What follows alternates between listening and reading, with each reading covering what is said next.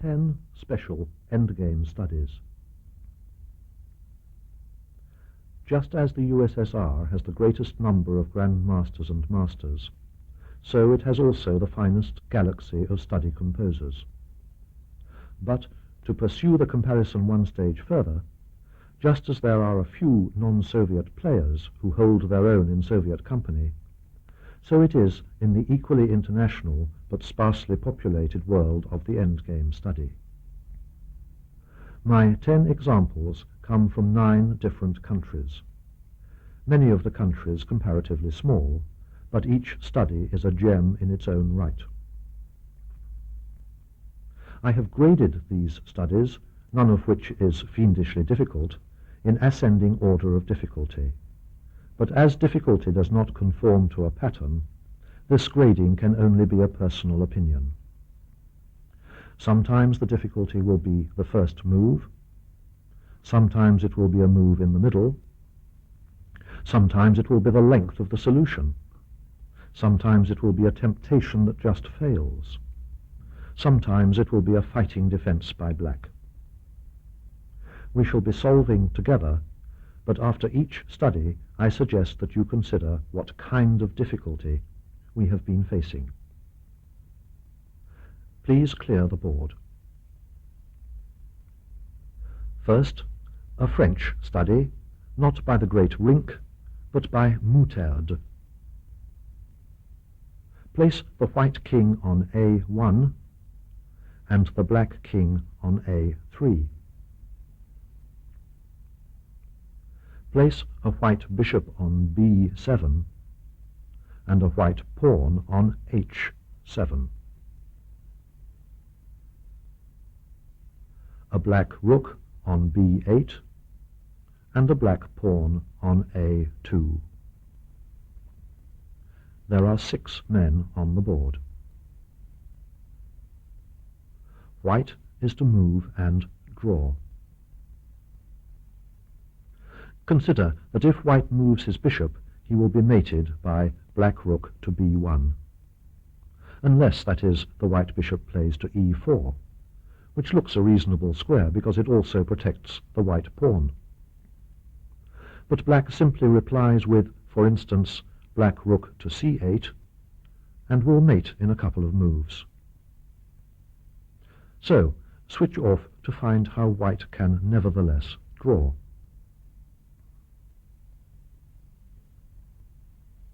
White queens his pawn on H8. Black captures, black rook takes queen on H8. White now plays white bishop to D5.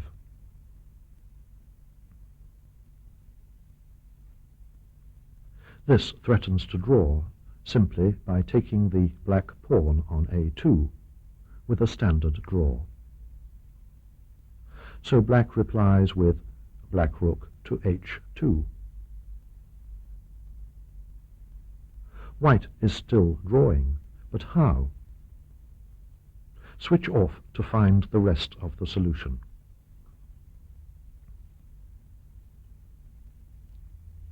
White plays white bishop to G2, so that if black takes the bishop, white is stalemated. What can black do now? Would a player of black agree a draw without more ado? Well, try black king to B3.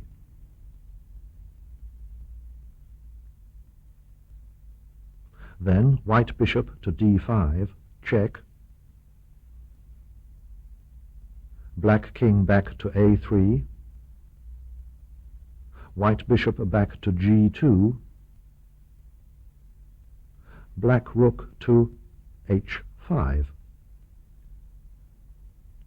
Nevertheless, white bishop to D5. And now black has to agree a draw. If there is any difficulty in this study, it is probably in the surprising strength of the white bishop's move to G2, rather than in the decoying promotion on H8, or in the knowledge of the standard corner draw of bishop against rook, where the bishop snuggles alongside the cornered king and cannot be dislodged. Please clear the board. Next, a Polish study by Kozlowski, who perished in a wartime ghetto in 1942. Place the white king on g8. The black king on g3. There is a white rook on a7, and a white pawn on d2. Place a black bishop on d3, and the sixth and last man is a black pawn on h2 about to queen. White is to move and draw. Switch off to consider the position.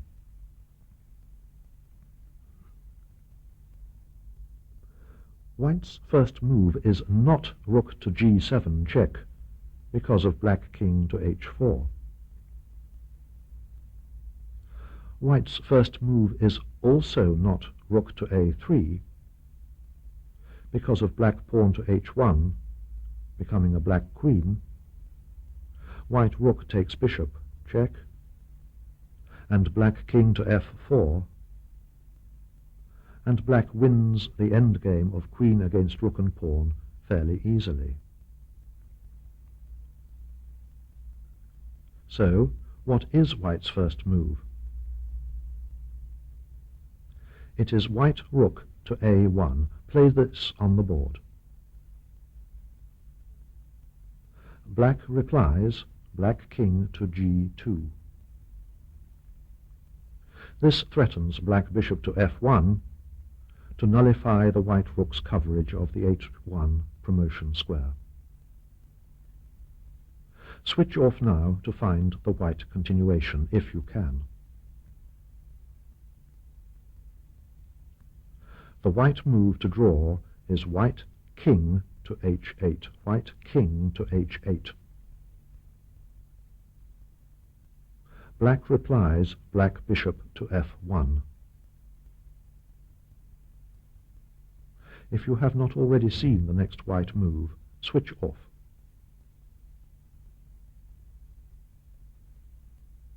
It is white rook to a7. Black queens his pawn on h1 with check. White plays white rook to h7. The black queen plays to its only safe square, g1, but it is not safe after all, because white rook to g7 check draws.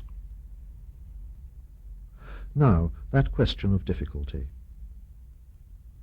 When you play through the solution again, look at alternatives to black queening his pawn when he did, and try to discover why white's king move to h8 was so elusive.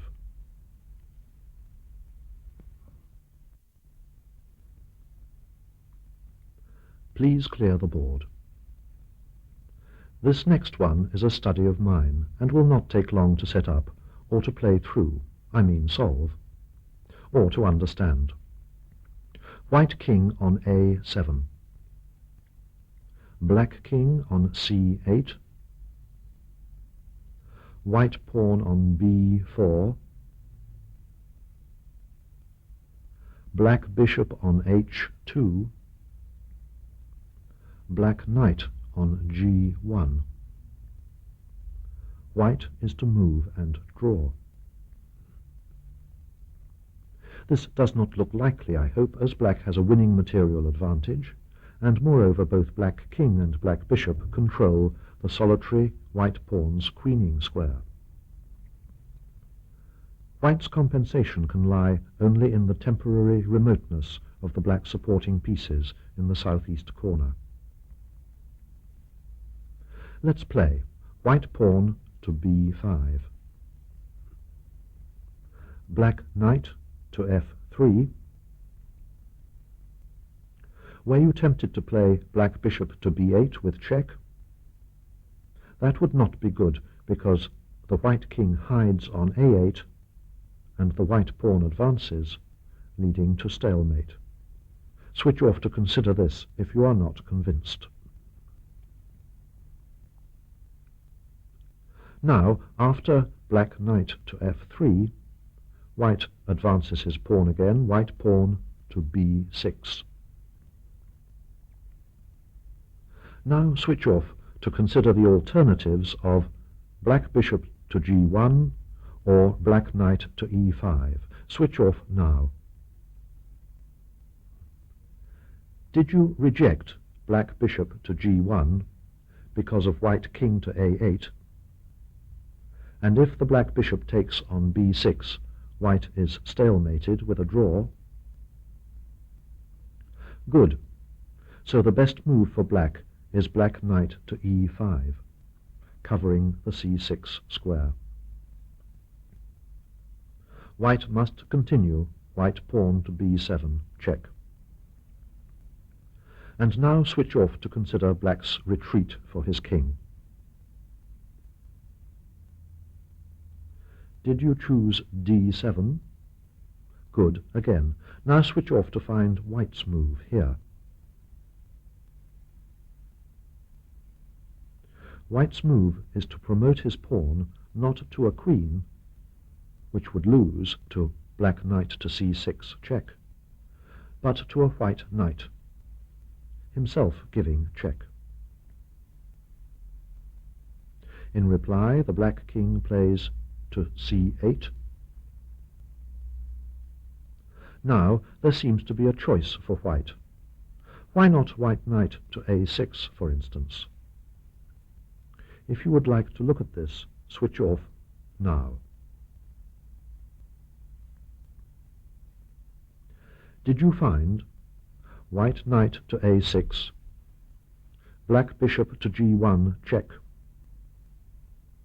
white king to a8, black knight to c4, white knight to b4, black knight to b6, check, white king to a7, black knight to d5, check, white king to a8, and now not black knight takes on b4, which would be stalemate, but black knight to c7, mate. So, back to the position after black's black king to c8. This is the position, white king on a7, black king on c8, white knight on b8,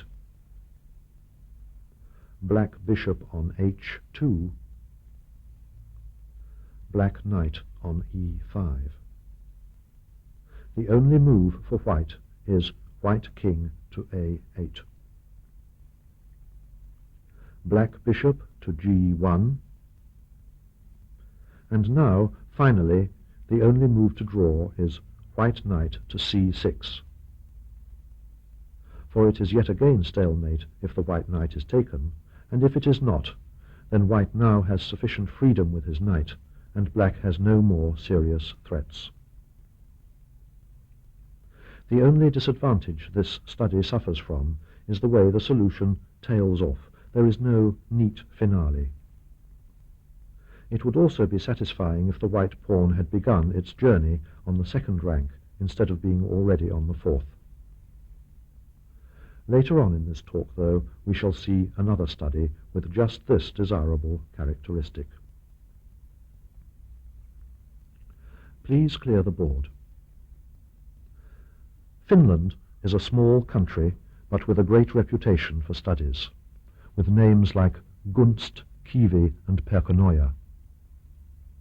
This study is by Kopelomäki and has white king on c6,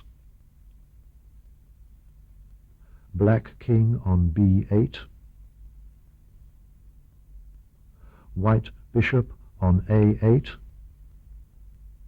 blocked in by white pawn on b7, and another white pawn on b6. There are black pawns on b5 and b4. 7 men on the board this time. White, who clearly cannot stop the promotion on b1, is nevertheless to move and draw. The solution, I warn you, is rather longer than you might imagine. No other clues, so switch off while you solve it. White's first move is 1, king to c5. Black plays his pawn to b3,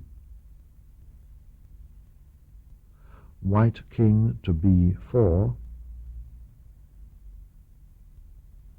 black pawn to b2, white king to a3. Now we, and that includes black, see that promotion to queen will only draw by stalemate. So black promotes to rook. Would you like to switch off to continue from here? White king to a2. A black rook to h1. White king to a3 or to b3, but let's take a3. Black rook to h6. Do stop again if you wish. White king to b3. Black rook to c6. There is a struggle for tempo here. White king to a3. Black rook takes on b6, the only way to make progress. White king to b4.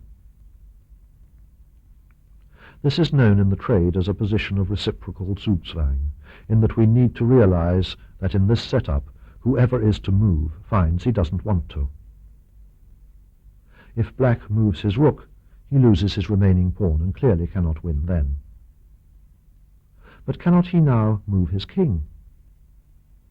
He can, and play continues. Black king to c7. White pawn to b8 becomes queen check. Black rook takes white queen. White bishop to g2. Black now has rook and pawn, a solidly protected pawn, against a lone white bishop. Normally this is a win. But not here. Black king to b6. White bishop to f1.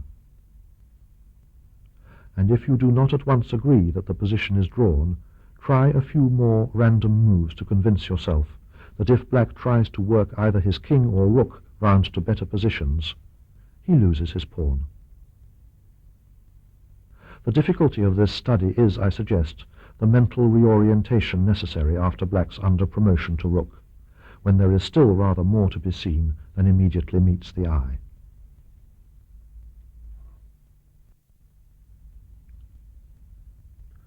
Please clear the board. The Swedish study by Åkerblom has, in sharp contrast to many of the examples in this selection, a rather peaceful, static air. Place the white king on d6, the black king on a8, white bishop on c5, black rook on f7, black pawn on d7, only 5 men on the board. At the end of the Finnish study, we saw a position where a bishop drew against a rook and pawn. But there the black pawn was on a square where it could be attacked by both white men. Here it cannot. How does white to move draw here? Black will win if his king can protect his pawn. Switch off until you are ready with a move. White's first move is white king to c7. Now, if black plays his pawn to d5 with check, white is happy, because he can play white king to d6, his white bishop to d4, then white bishop to e5, and wins the black pawn. So, instead, black plays one black rook to h7. If you thought of black rook to g7, we shall cover that incidentally later.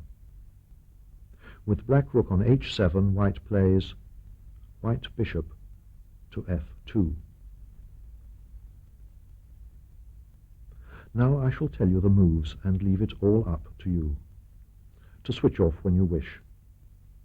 But perhaps the whole study will eventually make sense if you simply play it through once and then go back. Black rook to h2. White bishop to g3.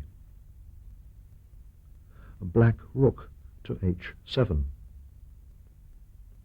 White bishop to f2. Black rook to g7. White bishop to e3. Black rook to g3. White bishop to f4.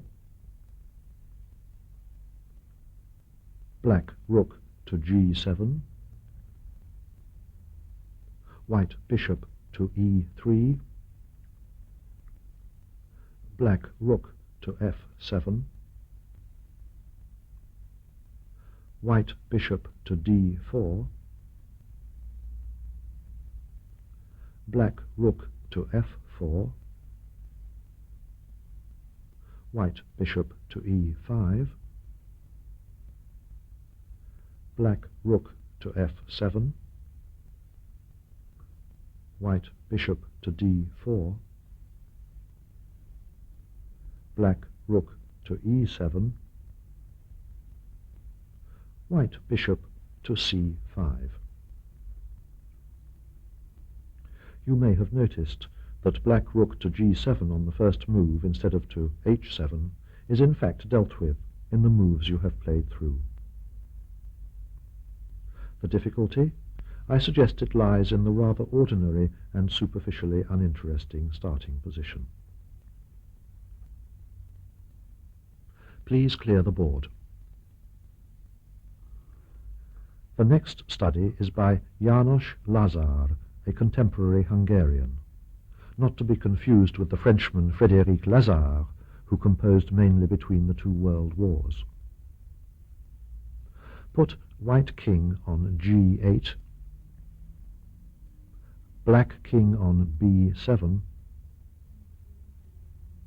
white rook on h8, white pawns on a7 and h6. Black has a black rook on h2 in front of a black pawn on h3.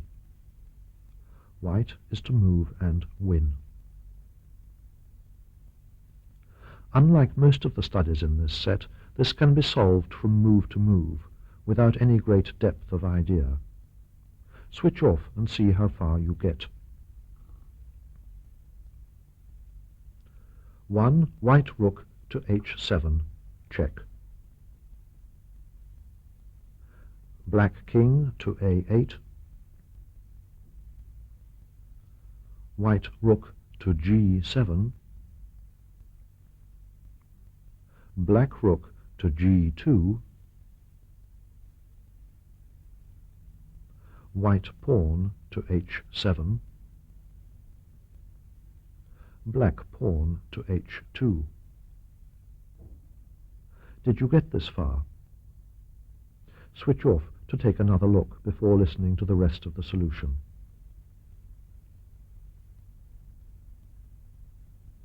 White pawn to h8, promoting to a rook. Did you see that black was stalemated after both sides queen and white captures on h1, since that black rook on g2 would be pinned? Well, after white makes a rook, black still promotes to queen on h1, and white captures. White rook takes black queen on h1. Is it all over? Not quite, for if black can divest himself of his spare rook, he will still be stalemated. Black to move. Switch off to find the end of this study. Black tries black rook to h2, threatening both rook takes on h1 and rook to h8 check. The only winning reply is for white to retreat his white rook from g7 to g1, which simultaneously protects the h1 rook and releases the stalemate. I'm sure you did not find much of this study difficult, but what about all those moves into the bottom right-hand corner at a distance from both kings?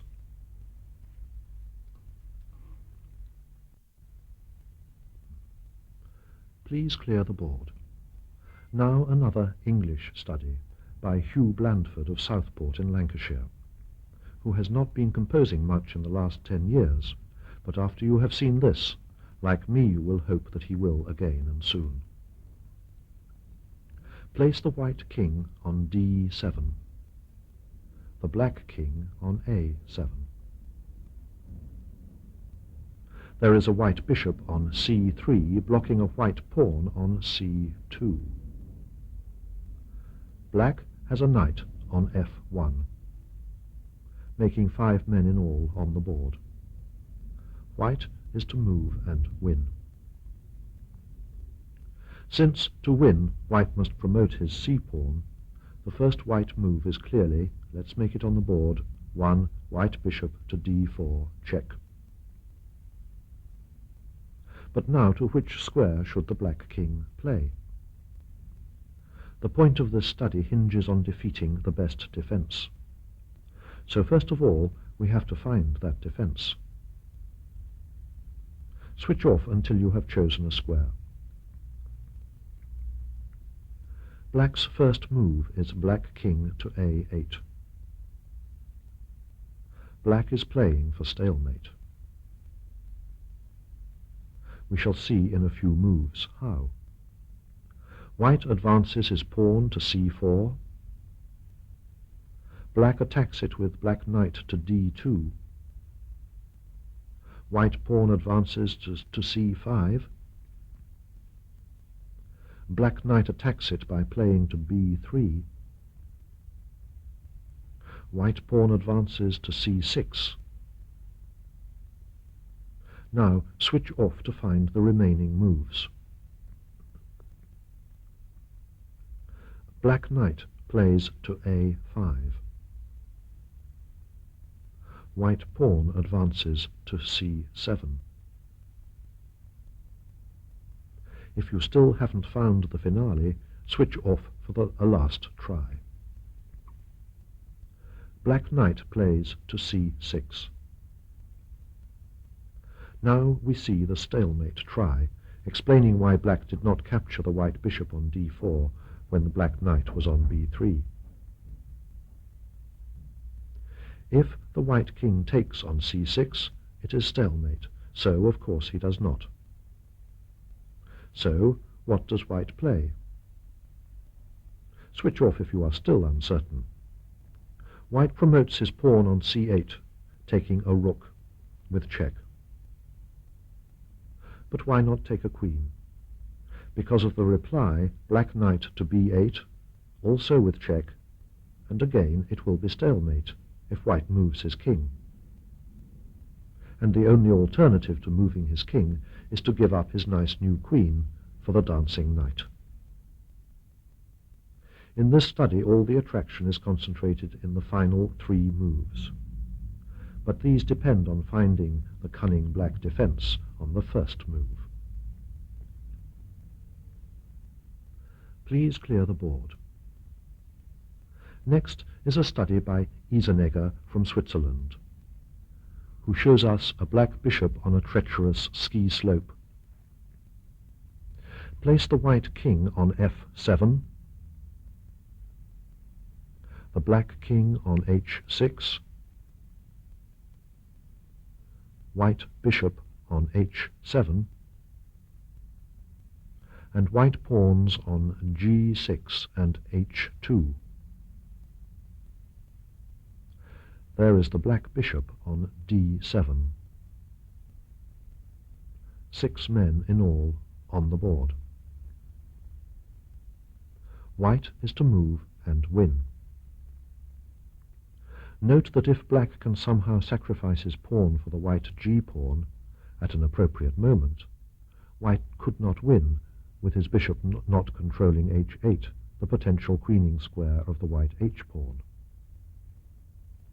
Switch off to find the first move. I'm sure you didn't consider white pawn to g7 for long, nor white bishop to g8. In either case, black bishop to e6 check is the reply. What about white king to f6? Well, this is met by black bishop to e8, followed by black bishop takes pawn, with our wrong bishop draw. Try again. White's first move is white king to g8. Black naturally replies black bishop to f5, white pawn to g7, black bishop takes white bishop on h7 with check, white king to h8. Now switch off to find the rest of the solution, noting that the black bishop has fallen over and is stuck fast in the snow, with only one leg waving in the air, the black king. Black king to g6.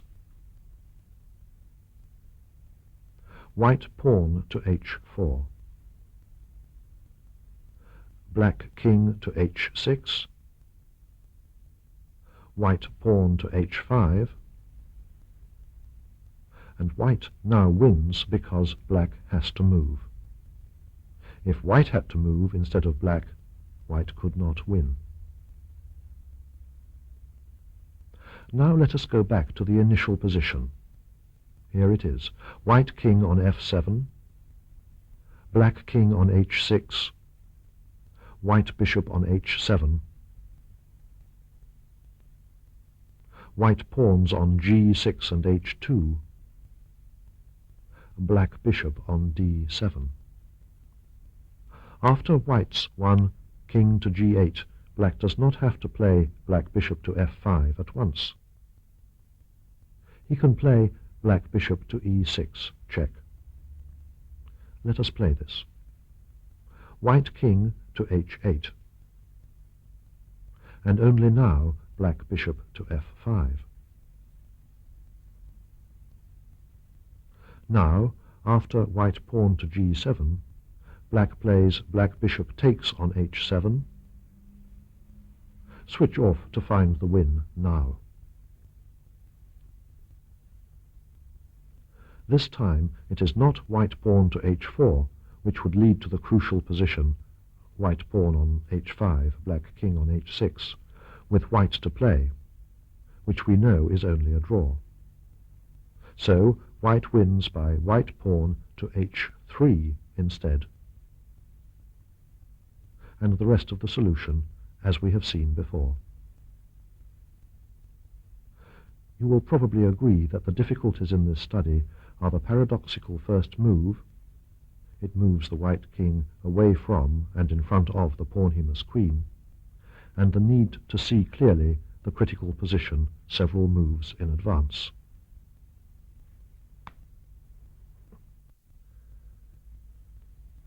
Please clear the board. The Dutch study is by Weenink, who was also renowned as a problemist and player.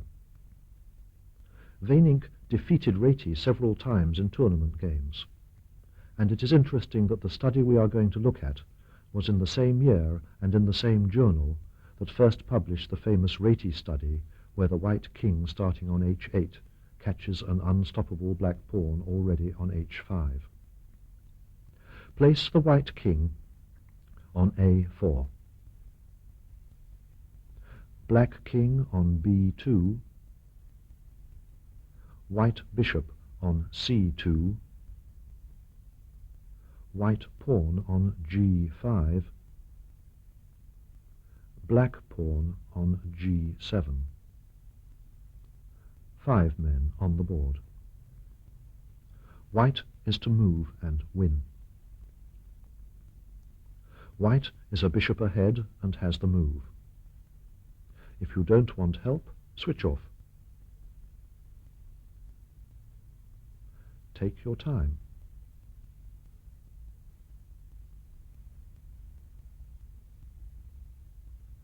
Here's a couple of hints. Black will draw if he captures the white pawn,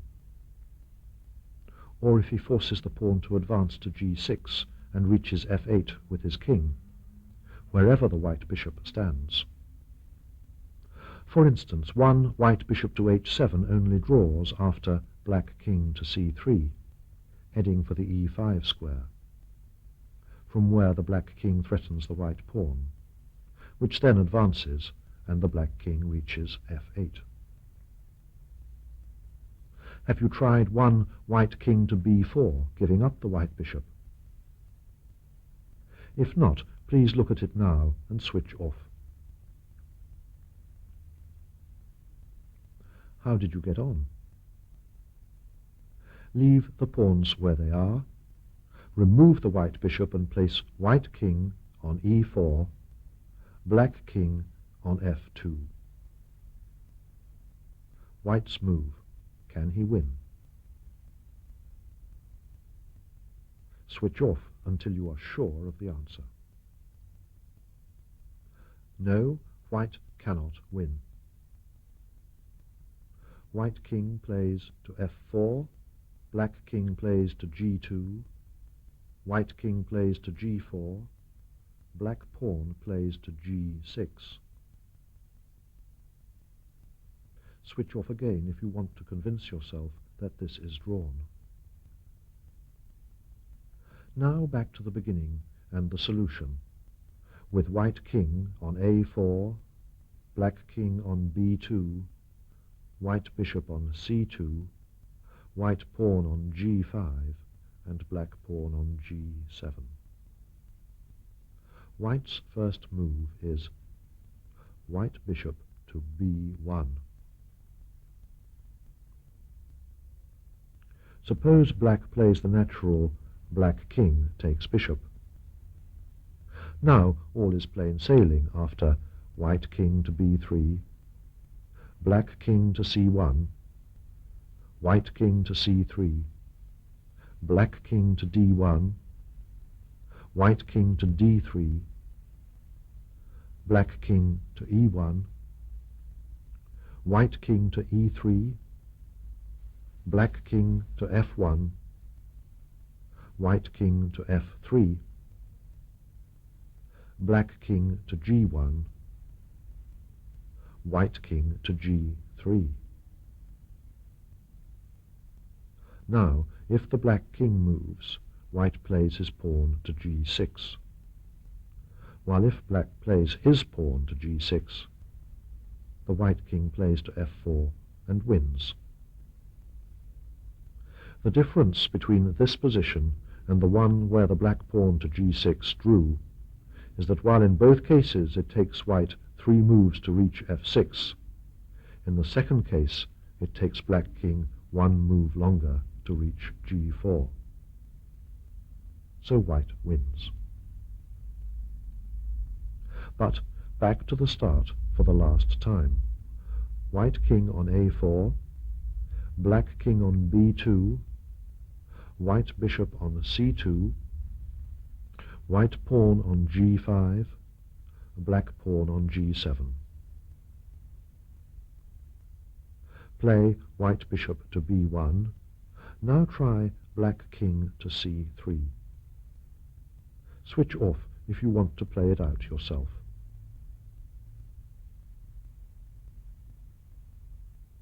White king to b5. Black king to d4. White king to c6. Black king to e5. Switch off for the last time to make quite sure. Play white king to d7. This finally kills black's attempts to run for f8. A bad error would be white pawn to g6, black king to e6 draws. Now, if black king to f4, white pawn to g6 wins. But cannot black play black pawn to g6? For if the white bishop takes on g6, black king to f4 draws. Let's see. Black pawn then to g6. White king then plays to e7. Black king plays to f4, and the white king protects his pawn, although it is on a black square, by white king to f6, winning. You will surely agree a very difficult study, but with enormously instructive content. One has to see the end points before one starts. Would you agree that few, if any, grandmasters would find the correct play over the board? Please clear the board. The Austrian study is by Votava, who was an eminent Viennese lawyer with a strong parallel interest in epistemology, the theory of knowledge. However, the solution to his composition requires only a little chess application, but don't underestimate it. Place the white king on a5, the black king on f6, white pawns on a7, g6, and h5. There is a black rook on h3. There are 6 men on the board. White is to move and win. First, give the position some private study, so switch off until you have decided on white's first move.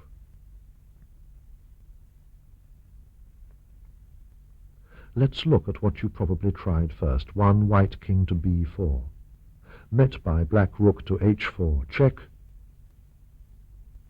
and the white king can neither land on the c-file nor the 5th rank safely.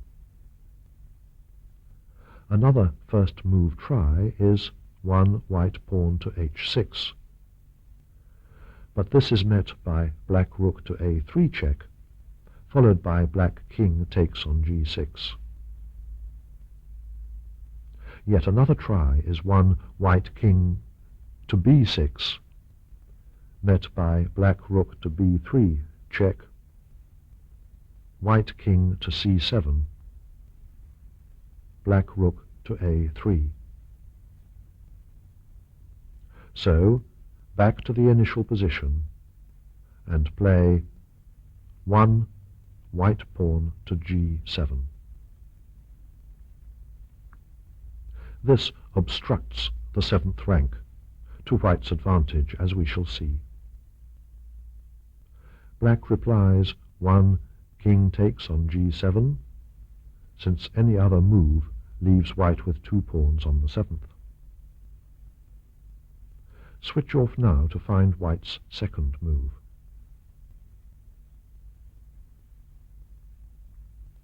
White's second move, white pawn to h6, check. Now, if the black king takes, the white king plays to b4, winning.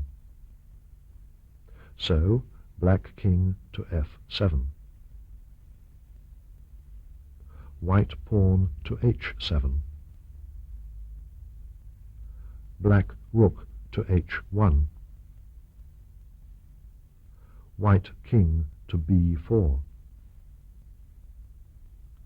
Black rook to b1, check.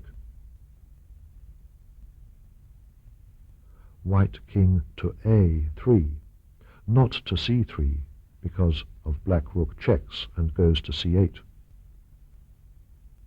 Black rook to h1. White king to b2. Black rook to h2, check. White king to b3. Black rook to h3, check. White king to b4, and reaches the haven of b7, where the black king obstructs, checks on the rank. If you found this difficult, I suggest that part of the reason is that such a natural game-like position and simple in appearance was really deceptive.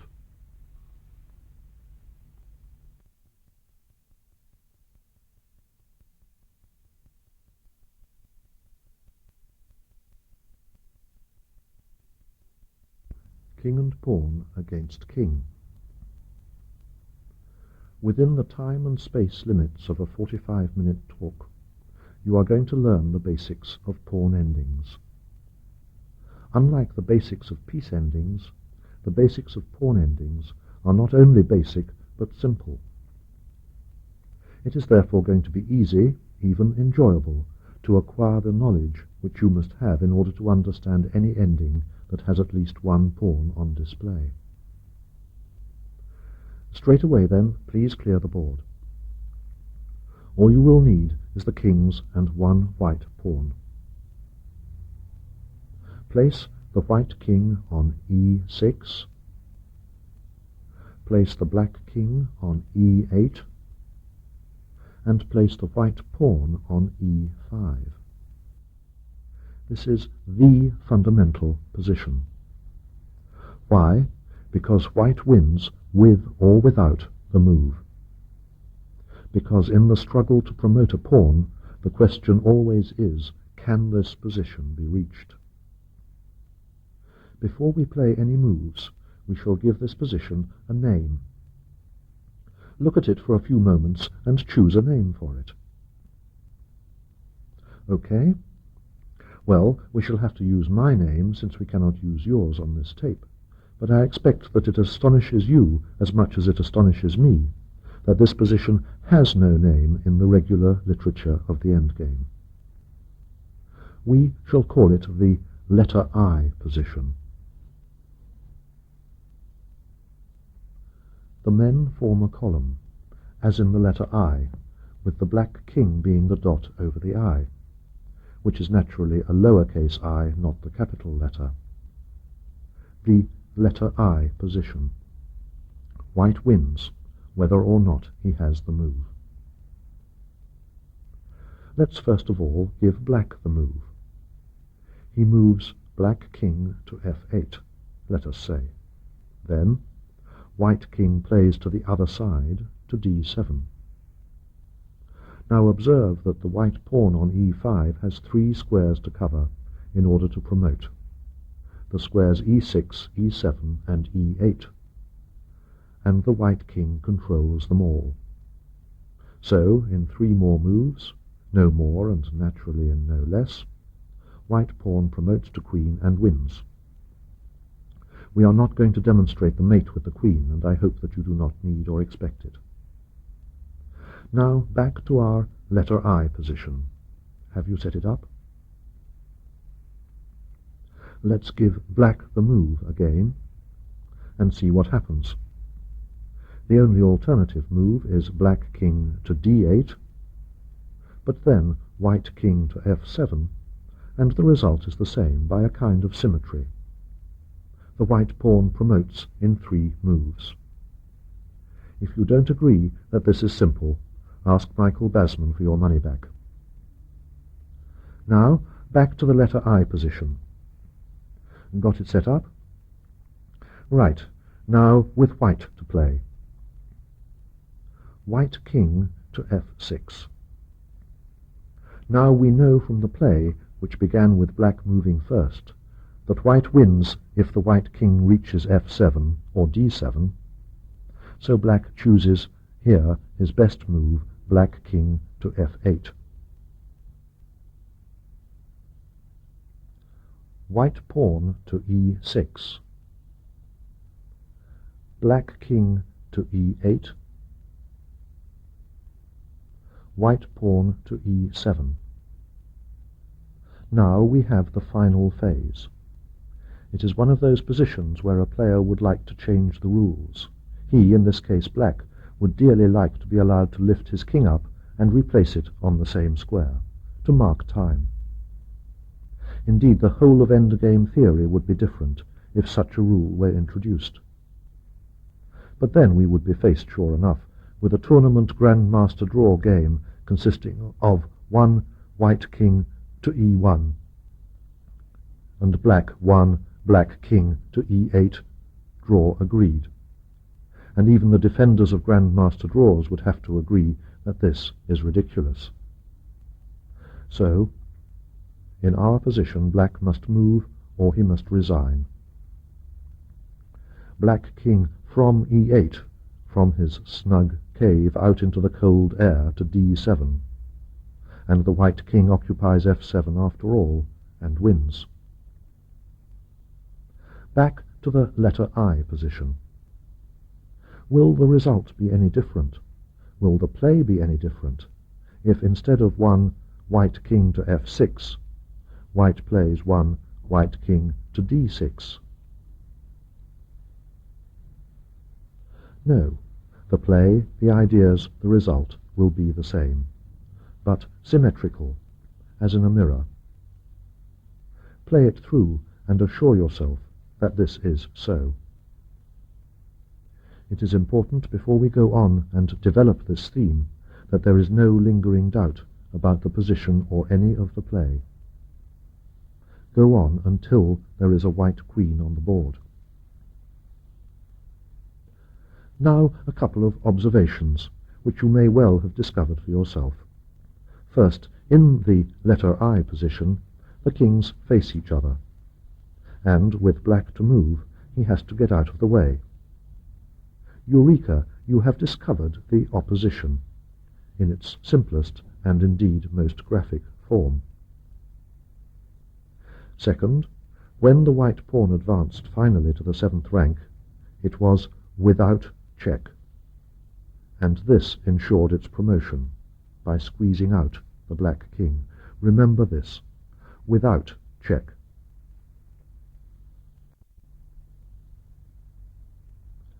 Please set up the letter I position on the E file as before, but you can see that it might be set up on any file. And now let's make a change. Take the white pawn away from E5 and place it on D6. Have we seen this position before? We might call it the letter J position, from its general shape. Yes, we have seen it before, but only with black to play. In your mind, but not on the board, play black king to d8, white pawn to d7 without check, and white wins. Now, back to the letter J position on the board. With white to play, white pawn to d7, with check, black king to d8. And now, if he is not to lose his precious mollycoddled pawn, white king must play to d6. And it is stalemate, which is a drawn game, unless again the rules are changed. So, with the letter J position, the result depends on what? You work out your own answer to this question before continuing. There are several equally valid answers, or ways of answering the question. Quote, "The result depends on who has the opposition," unquote, is a textbook-type answer. Quite correct, of course. Quote, "The result depends on whether the pawn advances with check, a draw, or without, a win," unquote. Quote, "The result depends on who has to give way," unquote. Well, I'm not too happy about that, because white is never giving way. Quote, "The result depends on who has the move, or better, on who has not got the move," unquote. This is the answer I prefer, because it emphasizes the difference between the letter I position, which is a win whoever has the move, and a closely related position where the result hinges on the move. In the letter J position, white wins if black has the move. Black draws if white has the move. How you remember this is up to you. With a little practice in playing and understanding the play, you will find that you have absorbed it into your system. Did Nimzowitsch, who wrote a famous book called My System, mean it punningly in this sense too? But I digress, as is my wont. And you will not then know or need any way of remembering it. And now for something completely different. But we shall return yet again to the letter I position later. Sometimes a pawn can queen without the help of its king. So all we need for this sub-exercise is that white pawn and that black king. Let's put the white pawn on A4. And let's put the black king on F4.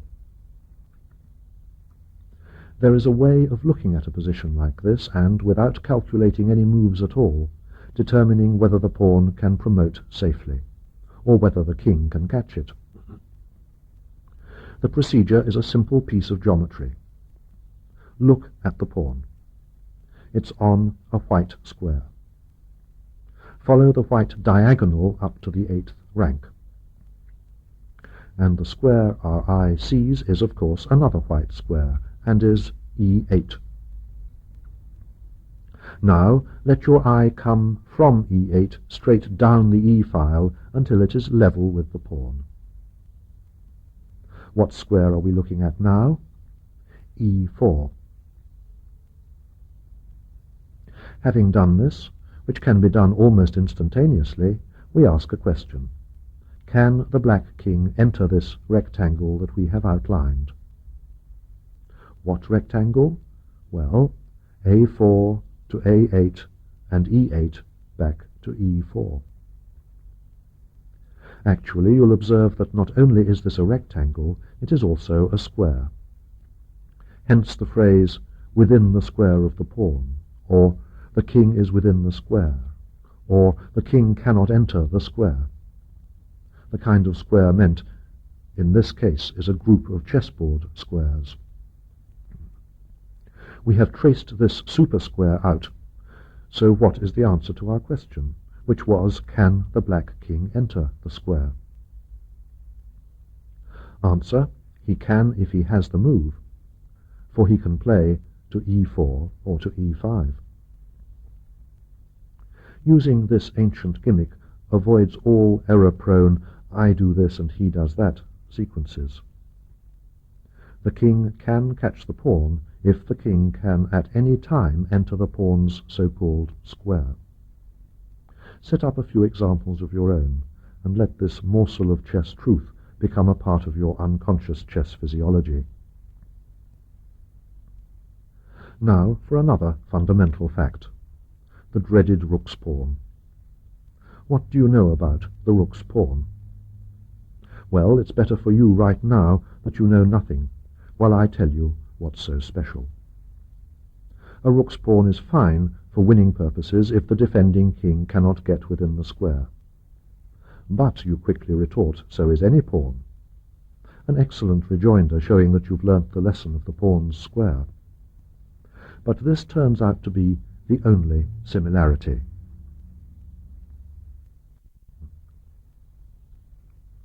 Remember the letter I position?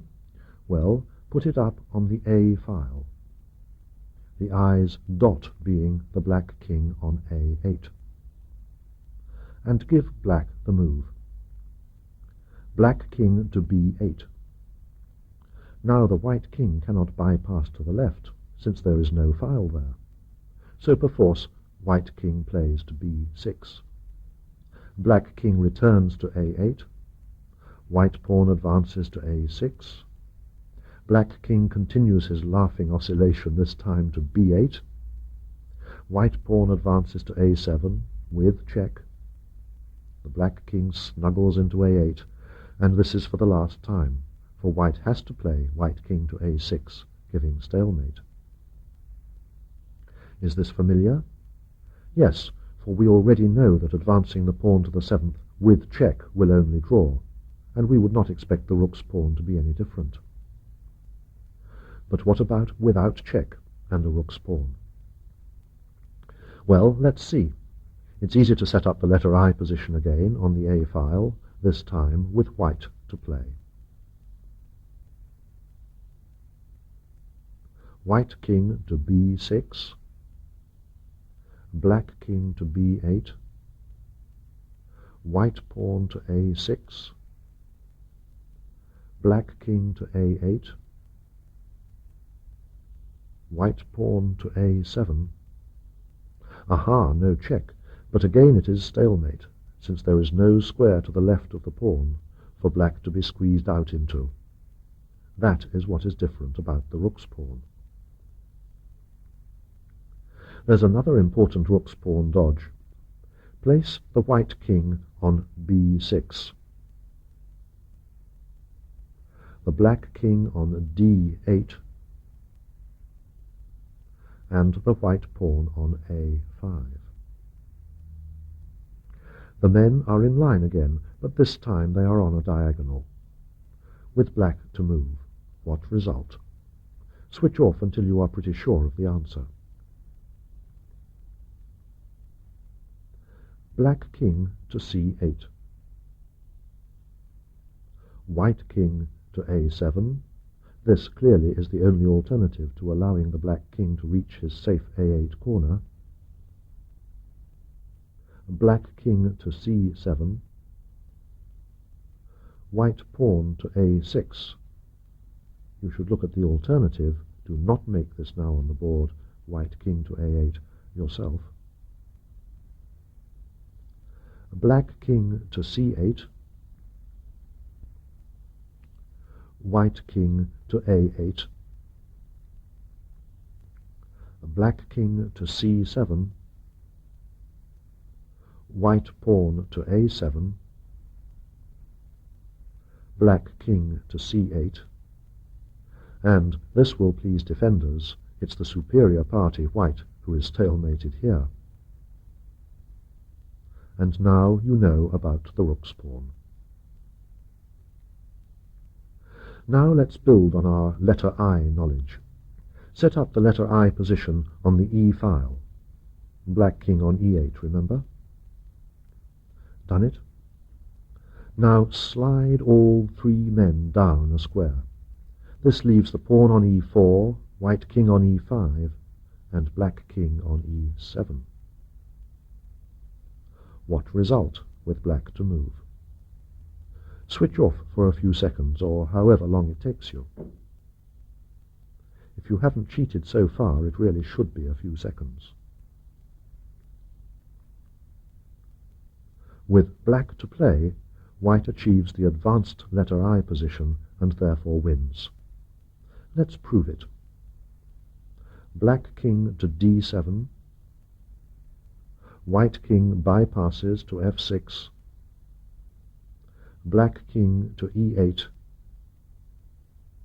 White king to E6. And then the white pawn advances. You see how the knowledge that the advanced letter I position wins whoever has the move simplifies the thinking. But back now to the shifted letter I position, and this time with white to move. Let's move together this time. White king from E5 to D5. Black king from e7 to d7. Black keeps the opposition, preventing the white king from advancing. White pawn from d4 to d5. Black king to e7. When the black king cannot keep the opposition in front of the king, he keeps it in front of the pawn. Indeed, it is a valuable observation that the white pawn occupies the square that the white king would like to occupy to take the opposition. So, white has nothing better than white pawn to d6. What should black play? Switch off and make your mind up. Black king to e8. Black takes up the opposition, for want of a better word, in front of the pawn. White king to d6. Did we give this position a name? We did? Or did we? We christened a position letter J, but that was with the kings opposite one another, and we said that white wins without the move. Well, here it's indeed black to move, but after black king to d8 it's the real letter J, in a reflected form, naturally, but chess players get used to this, with white to move, so it's a draw. Actually, by this time I expect that you have got used to making the moves in your head, and you probably look on this letter I and letter J stuff as a distracting irrelevance. If so, well and good. The terminology has served its purpose. What have we, or what should we have, learnt from this last example? We should have learnt that for white, that is the side with the pawn, to win, he must have his king in front of his pawn. Here is the theoretically most lengthy example, which we are now sufficiently armed to understand. Place the white king on e1, his game starting square. In front of him on e2, the white pawn. The black king equally on his starting square, e8. White to play wins. 1 white king to d2, though the white king could equally play to f2. Black king to d7. White king to d3. Black king to e7, for black wants to take the opposition when the white king takes the fourth rank. White king to d4. Black king to d6. He has the opposition. White king to e4.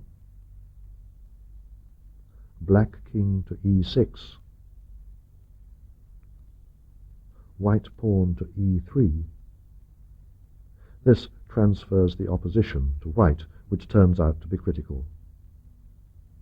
Black king to d6. White king to f5.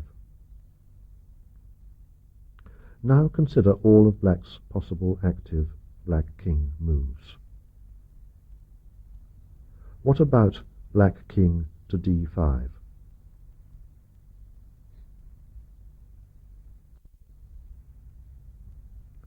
Then white pawn to e4 check, and the black king is in no position to take the opposition, his only chance to draw. Well then, black king to e7. But this allows white king to e5, with the opposition, and his pawn on the third rank does not even need to use up a move to regain this vital opposition. So, the clever black king to d7. But it's not so clever. White king can advance to f6, and will easily assume the letter I position. Or the white pawn could advance to e4, with a similar continuation. So this example is only lengthy if carried to its complete length. We know how to cut it short and recognize the win, don't we? But return the kings and the e-pawn to their game starting squares on the e-file, and give black the move. Black king to e7, white king to d2, black king to d6. This is called the distant opposition because whatever square white king chooses to advance to, black king can take up the close opposition, the one we already know. White king to e3, black king to e5, white king to d3, black king to d5, white pawn to e3, black king to e5. This setup, if not the precise position, should be familiar. We had it a while back, but farther up the file. What we learnt then was that black draws by keeping the opposition, either directly against the white king, or less directly by opposing the white pawn, which happens when he is forced backwards, for he cannot prevent the advance of the pawn. But when it does advance, he secures the draw in the way we have discovered, eventually by stalemate. What else is there to say? Let us look at the actual finish of a Grandmaster game. Svetozar Gligoric a pawn ahead against Bobby Fischer in the 1959 Candidates Tournament. White king on c4, black king on c8, white pawn on b4.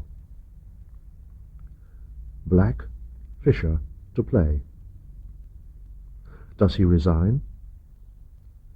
Switch off and make your mind up.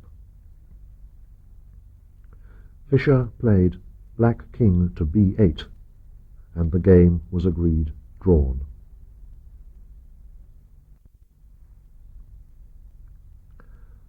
Part 2 of Pawn Endings.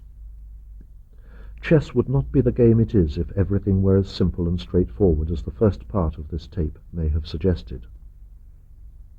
It amounts to a miracle, or at least a mystery, that the whole is more, ever so much more, than the sum of the parts. We have looked at king and one pawn quite thoroughly. Now I am going to confuse you utterly by adding a black pawn. Please clear the board. Set up the white king on h8, the black king on a6, the white pawn on c6, and the black pawn on h5. Give white the move. How would you evaluate this position? Switch off until you have evaluated white's chances, and black's for that matter. Switch off now. How did you set about it?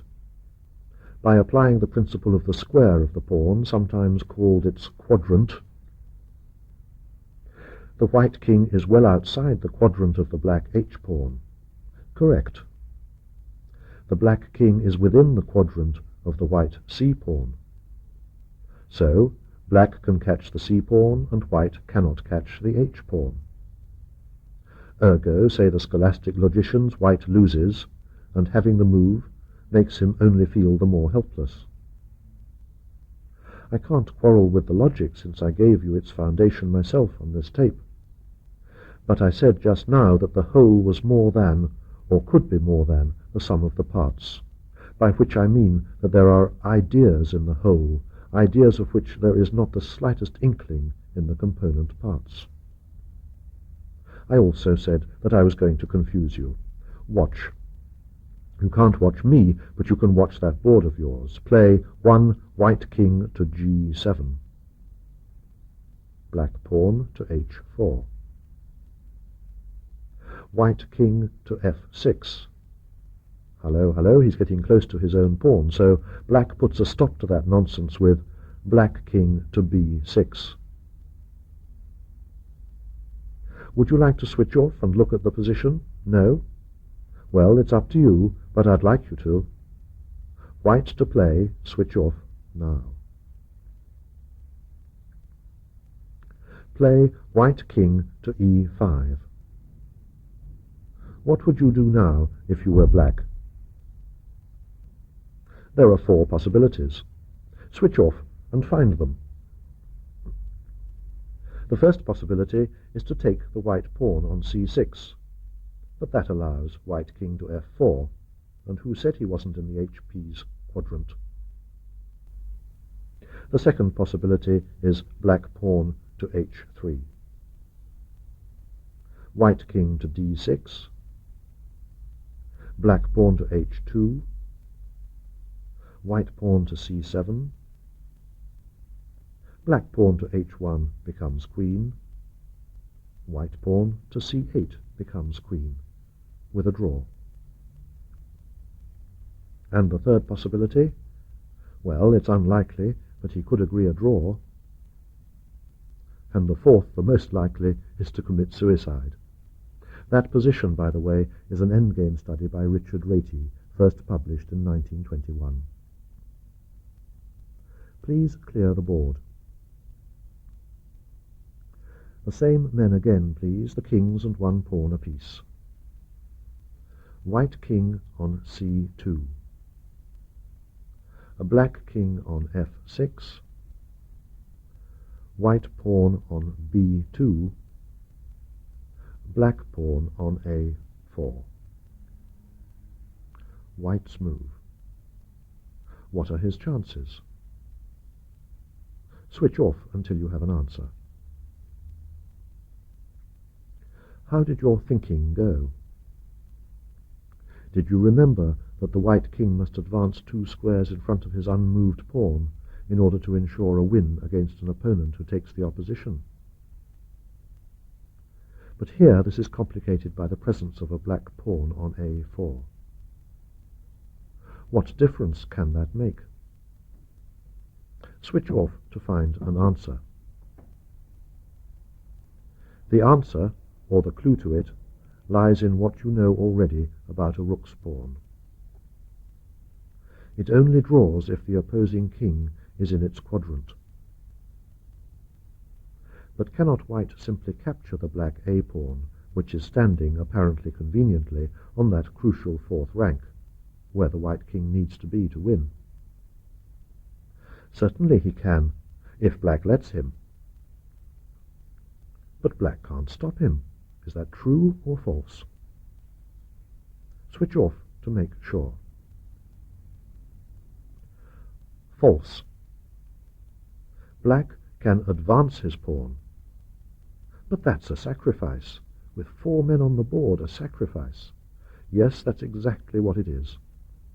If white accepts the offer, it is white who is left with a rook's pawn, and no more than a draw. Play 1, white king to c3, black pawn to a3. But cannot white play white pawn to b4 now? Indeed he can, but now the white king cannot achieve his standard advance post in front of his pawn. And after white king takes the black pawn on a3, there is no more than one of the draws we met in the earlier part of this tape. So it's a clever draw. Agreed? Well, you may agree, but I know better. Return the white king on c2, black king on f6, white pawn on b2, and black pawn on a4. White wins. Switch off to discover how. The winning move is 1 white king to b1, black pawn to a3, white pawn to b3, black king to e5, white king to a2, black king to d5, white king takes black pawn on a3, black king to c6, white king to a4, black king to b6, white king to b4. Now the black king has to move and give way. That is, white has the opposition, so white wins. It's the same position on another file as we saw when all three men began on their game starting squares, and white gave himself the opposition by using up one of his spare moves with the pawn. Are you thoroughly confused by these two examples? Maybe, but I'm sure that you're excited by them too. This last position, by the way, appeared around the year 1871, but its origin is obscure, and the name of the composer is not known for certain. Please clear the board. You may know this position or a version of it, so I'll give it quickly and play it quickly. White king on g7, black king on a2, white pawn on d4, black pawn on d5, white to move. 1. White king to f6, black king to b3, white king to e6 and not to e5, black king to c4, white king to e5, and black finds himself caught in a cruel kind of trap, which has actually got a name, the French word trébuchet. Black has to leave protecting his pawn, and so loses it and the game. Had white hastily played white king to e5, he actually has to play to e6 as we saw, then white would fall a victim to the trébuchet by black king to c4. Please clear the board. This is going to be a little more subtle. White king on f3, black king on b3, white pawn on h2, black pawn on d7, white to move. Try some random but as purposeful as you can make it play until you get a clear result. Switch off and do this quite quickly. Now let's play 1 white pawn to h4, black pawn to d5, white pawn to h5, black pawn to d4, white king to e4, black king to c4. Black sees that if he plays his king to c3, it would be exposed to a check by the queening move on h8.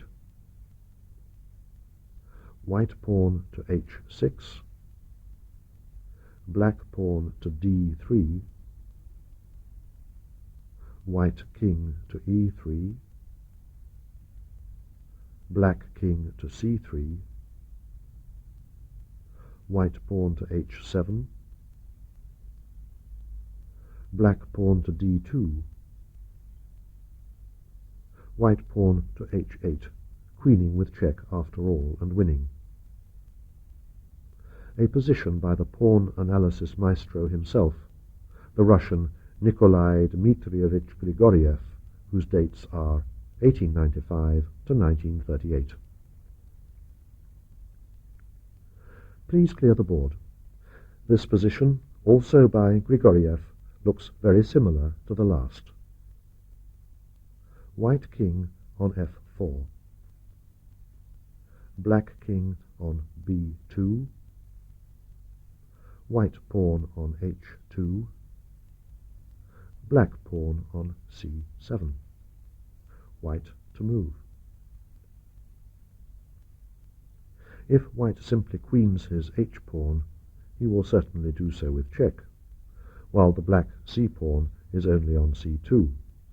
But that black pawn is a bishop's pawn, and unless the white king can intervene, he is not close enough on f4, it is only a draw, because of a crucial stalemate by black king playing to a1, allowing the white queen to capture the c2 pawn. So, in the position as set up, with the pawns unmoved, white has to try something else. Switch off to sort your ideas out. White king to e4. Now if, don't play this, black pawn to c5, white king to d5 captures the black pawn and wins. Because as both kings head towards the h-file, white must not move his pawn because black king would be within the quadrant. When the black king reaches f3, the white king will play to f5, and the square g3 is not available to the black king, and the white h-pawn runs through to promote. So, black does not play his pawn from c7 to c5, but do play this black king to c3. White pawn to h4. Surprisingly, not white king to d5 because of black king to b4, a lovely defense, as you will see if you play it out yourself. Black pawn to c5, white pawn to h5, black pawn to c4, white pawn to h6, black king to b3, white pawn to h7, and you can work out the rest of the win yourself. But we have not finished with this composition. Return to the start. White king on f4, black king on b2, white pawn on h2, black pawn on c7. Play one white king to e4, black king to b3, white king to d4, black king to b4, white pawn to h4, black pawn to c5 with check. Switch off to choose the right square for the white king. White king to e3, not to d3. Black king to b3, white pawn to h5, black pawn to c4. Had the white king been on d3, this would be check. White pawn to h6, black pawn to c3, white pawn to h7, black pawn to c2, white king to d2, and of course if black king to b2, white promotes on h8 with check. Please clear the board. Now will you set up another Grigoriev composition? White king on d1, black king on f8, white pawn on b4. There is no black pawn, so this is in the nature of an advanced revision exercise, white to move. Switch off to play some moves and return to this position. Play white king to c2, black king to e7, white king to b3, black king to d6, white king to a4, black king to c7,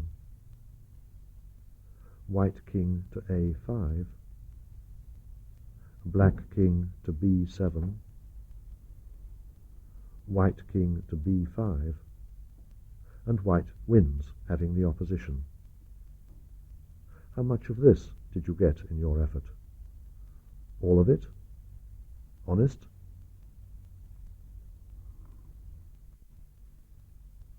Please clear the board. Place the white king on c4, the black king on f3, white pawn on c2, a black pawn on a7, white to move. Grigoriev, of course. As usual, make some moves yourself to get a result, and then return to this position.